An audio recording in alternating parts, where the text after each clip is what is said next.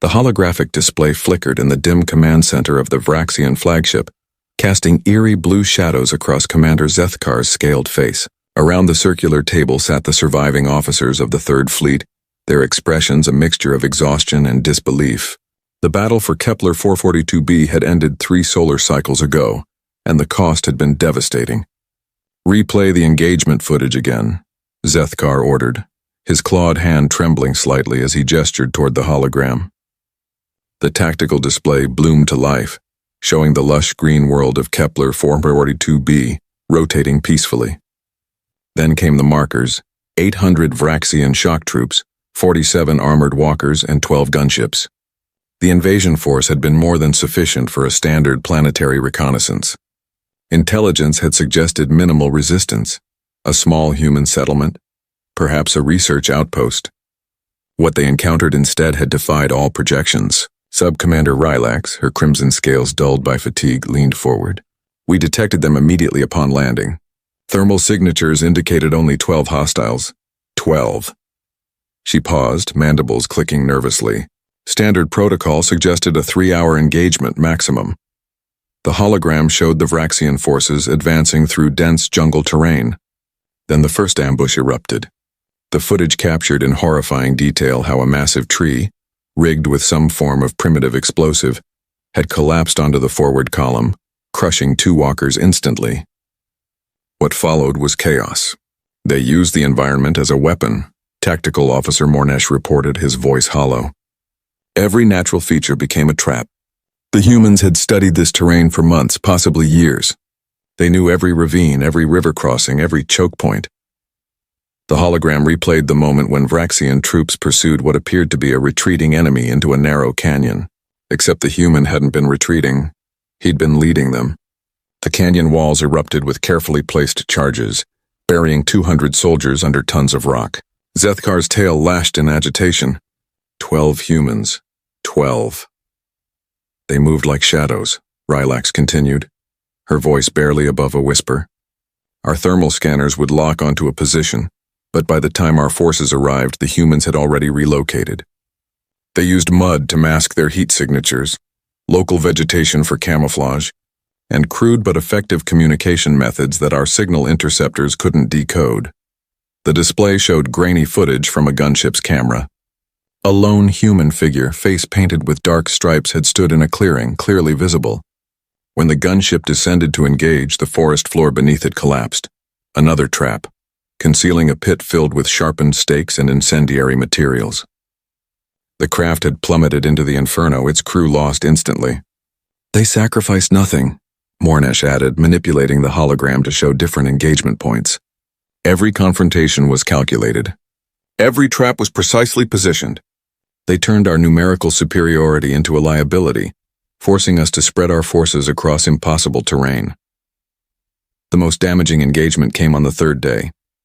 Exhausted and demoralized, the Vraxian forces had established a defensive perimeter near what their scanners indicated was the human base, a small cluster of prefabricated structures near a river. 200 troops had advanced under heavy covering fire from the remaining walkers. The structures were empty, decoys. The real attack came from behind. The humans had circled through terrain the Vraxians had deemed impassable, a swamp filled with toxic flora that burned Vraxian flesh on contact. The humans had coated themselves in a neutralizing agent derived from local plants and waded through the mire for hours to achieve surprise. Their assault was devastating. Precision strikes on walker power cores, coordinated flanking maneuvers, and the use of captured Vraxian weapons turned the tide in minutes. When reinforcements arrived, the humans had already vanished back into the jungle, leaving only carnage behind. "We lost 643 soldiers," Zethkar said quietly, staring at the casualty report. 31 walkers destroyed or disabled. 8 gunships lost, against 12 humans who weren't even soldiers. "Reconnaissance specialists," Rylax corrected, bringing up a translated human document recovered from the abandoned base. The unit designation was Recon Team 7 Pathfinder Division. Their mission brief indicated they were conducting geological surveys and ecological assessments. "They were scientists, Commander. Scientists with basic military training for self-defense." The command center fell silent. The implications were staggering.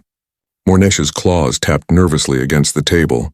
If this is what their reconnaissance teams are capable of, what are their actual combat forces like? Zethkar pulled up another display, recent intelligence reports from the Galactic Council. Humanity had only joined the interstellar community 18 standard years ago. They were considered a minor species, barely worth noting in the grand political schemes of the galaxy. Most species viewed them as physically weak, technologically primitive, and strategically naive. But these reports told a different story. Humans evolved on a death world, a planet where nearly everything was designed to kill them. They had clawed their way to the top of their food chain through ingenuity, adaptability, and sheer stubborn refusal to die. They called it evolution. Other species called it insanity. Their entire military doctrine is built around asymmetric warfare, Zethkar realized, scrolling through captured human tactical manuals. They don't fight fair because fair fighting is inefficient. They exploit every advantage, adapt to every situation, and refuse to acknowledge defeat even when victory seems impossible. Rylax brought up casualty estimates from human military history. In their own wars, they've survived conflicts that would have caused other species to go extinct. They call them world wars. They fought themselves with nuclear weapons and still managed to rebuild. Twice. And we just gave them a reason to notice us, Mornesh said grimly. The hologram shifted to show real-time intelligence. 3 human warships had entered the system. Not colony ships, not transports, warships. The lead vessel transmitted a simple message in perfectly accented Vraxian. Recon Team 7 has been secured. We'll be leaving now.